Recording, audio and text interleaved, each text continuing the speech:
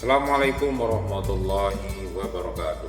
Berjumpa lagi di channel Dunia 1001, channel yang mengisahkan tentang kisah-kisah Abu Nawas. Dan pada kesempatan kali ini saya akan mengisahkan tentang kisah Abu Nawas dan komandan kerajaan. Awal kisah, pada pagi hari Abu Nawas sedang duduk bersantai di teras rumah. Seperti biasanya, ia selalu menikmati teh hangat sambil berjemur, karena sinar matahari pagi memang menyehatkan. Tidak lama kemudian beberapa prajurit beserta komandannya datang ke rumah Abu Nawas. Ternyata mereka sedang kebingungan berada di tempat itu. "Wahai Tuan, bisakah kau tunjukkan kepadaku di mana aku bisa menemukan tempat bersenang-senang di daerah sini?" tanya sang komandan. "Kalau tidak salah tempatnya di sebelah sana, Tuan," jawab Abu Nawas sambil menunjuk. "Di manakah itu? Tunjukkan kepadaku arahnya," kata salah seorang prajurit dengan tidak sopan.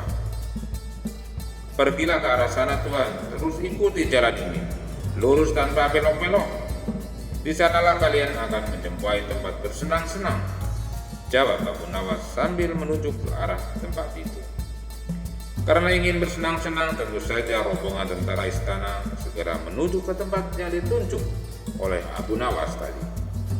Setelah sampai, alangkah terkejutnya mereka, karena di sana tidak ada tempat hiburan yang mereka inginkan. Justru tempat itu hanyalah sebuah komplek pemakaman yang cukup luas. Karena merasa dibohongi, komandan dan prajuritnya marah pada Abu Nawas dengan kesal. Rombongan tentara itu kembali mendatangi rumah Abu Nawas. Tampaknya mereka begitu garang. "Wahai Tuan, keluar kau! Berani sekali kau membohongi kami. Cepat keluar!" teriak sang komandan. Rupanya sang komandan tidak tahu bahwa yang diajak berbicara adalah Abu Nawas, si penasehat kerajaan. Ia sudah terlanjur marah kepada Abu Nawas. "Siapa kau ini? Mengapa berani sekali membohongi kami? Apakah kau tidak takut kepada kami?" tanya salah seorang prajurit. "Aku hanyalah seorang abdi. Mengapa aku harus takut pada kalian?" ucap Abu Nawas. Mendengar ucapan Abu Nawas ini, sang komandan dan prajuritnya bertambah marah. "Prajurit, tangkap dia dan kita bawa menghadap Panglima," seru sang komandan.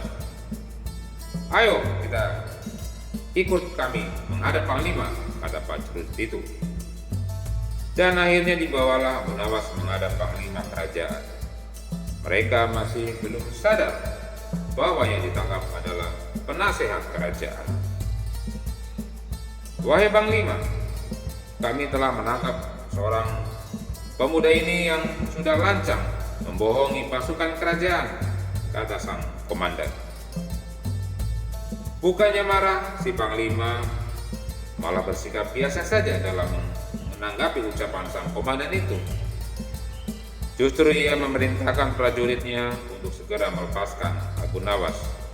Tentu saja hal itu membuat sang komandan dan prajuritnya terheran. "Ada apa ini? Mengapa dia dibebaskan?"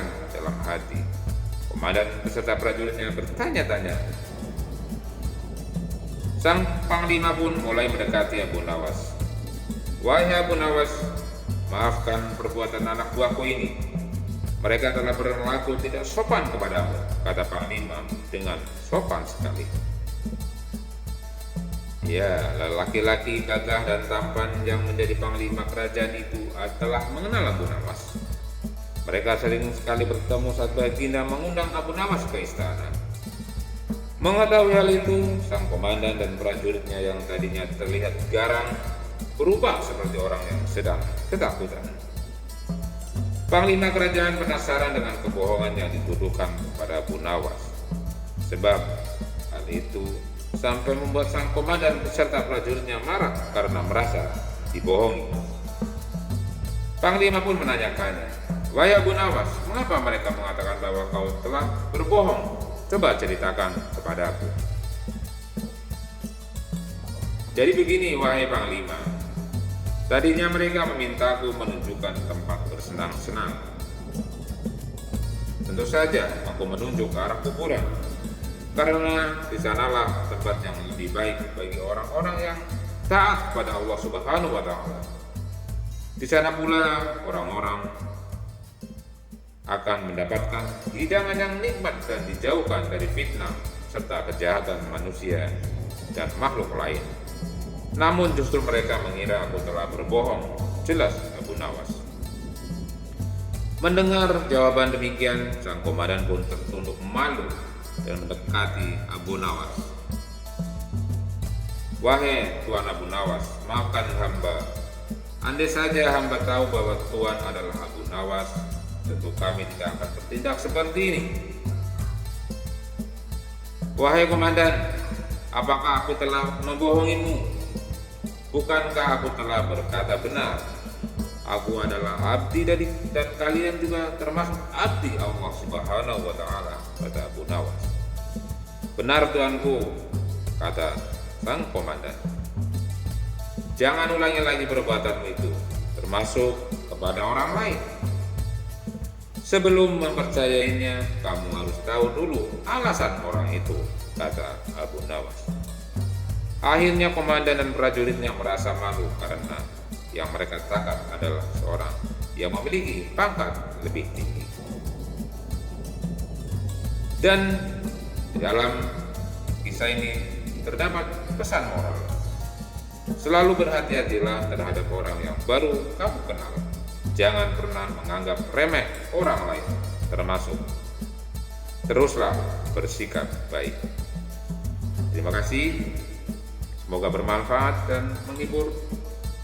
Jangan lupa like dan subscribe-nya biar saya lebih bersemangat. Terima kasih. Wabillahi taufiq wal hidayah. Wassalamualaikum warahmatullahi